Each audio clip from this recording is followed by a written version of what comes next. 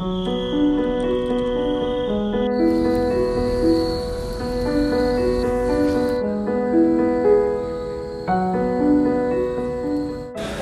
called it a garden more than once, haven't I? Words have a lot of meaning.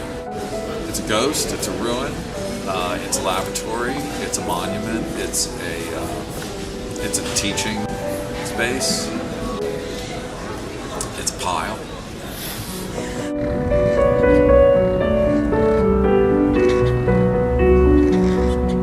So when the word came that we were getting a new building and that with that change and growth would be the demolition of our existing building, that was both a sad but challenging reality of how were we going to address this. And so when those bricks started to fall, when that bulldozer grabbed the building and gave it its first yank, and just these bricks just spilled like water across the Foundry Park. Oh, wow, look at those bricks. And I so badly wanted to save those bricks. And so that began the process of basically asking a simple question: can we keep some of the bricks? Professor Kalsbeek was able to save the bricks in the summer of 2005. Together with a group of students and volunteers, he moved the bricks to a remote part of campus, and the pile was born. The brick pile is the brainchild of James Kalsbeek. It is salvaged remains of the former Arts and Architecture building. Basically it's a big pile of bricks, so it's dumped out sort of in a desolate part of campus. There is something about a pile of bricks that speaks to the past, but it does appear as garbage. It does appear as waste, and in the eyes of most would be perceived as you've got a pile of debris. I think that's it. I think just as a pile, it's kind of hard to engage with a pile. Right now it's kind of a mess. The bricks have lead paint on them. It's kind of an environmental nightmare. I think the lead contamination is probably the most critical aspect of this project, because the paint that was on the building is sort of broken off, and the EPA's coming and they want to clean up the site. The brick pile presents a real complex set of problems that is not your normal set of building problems. In other words, we have a pile of debris that we're trying to make something out of. It's completely backwards from what most building exercises are. In light of all these problems, why would anyone save these bricks? They're broken, contaminated, worthless garbage to most. Why save the bricks? I think there's a value to some of this waste that's sort of left over from demolitions. I think it is important to reuse materials. I think we really take for granted, we're sort of this consumerist culture where we don't have any idea where materials come from. Whatever you can keep out of the landfill is worthwhile. Even just in regards to the energy it takes to make anything, a brick. It's already made, it's already in physical form. Why not reuse it? Why should we save the bricks? Why do Penn Staters care about a Penn State brick? That's talking about the institution of Penn State and the sort of powerful attachment that alumni have with this place. I could hold two bricks up in front of you. Here's a brick from Penn State. Here's a brick. You want the Penn State brick.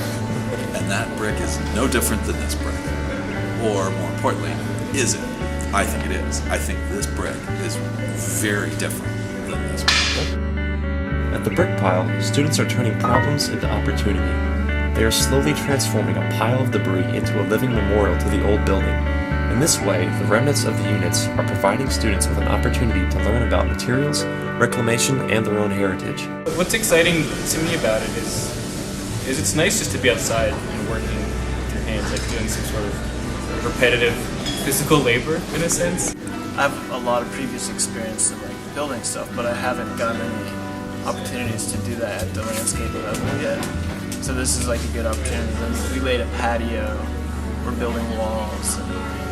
But if there's some way that there's a place where, particularly for students in classes that are learning to work with the materials, if they could actually try it out and it's kind of elbow room that they can do that, I think that would each and every day that we domesticate that location, with each every day we add a little architecture, with each day of experience, I think that that place is growing. Ultimately, the brick pile is helping answer prominent questions facing society today. Questions such as, how do we deal with waste, demolition, vacant lots, and dying heritage? More and more, like, it's not going to be a question of whether we use something, but the question would be how do we reuse it? The notion that we've been there and started to very slowly turn these problems of lead, the problems of debris, this brick pile, turning that into a wonderful opportunity.